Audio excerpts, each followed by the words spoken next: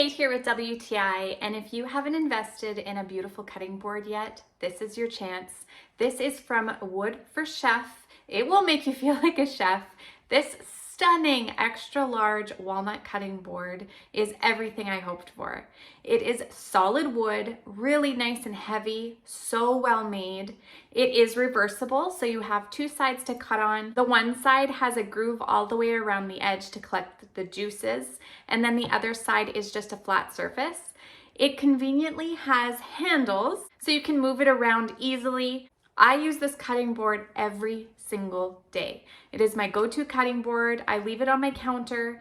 It actually fits upright very well right under my cabinets, so that's very convenient. And then I use it for everything. So for chopping or for serving, it is beautiful. So check out this wood grain.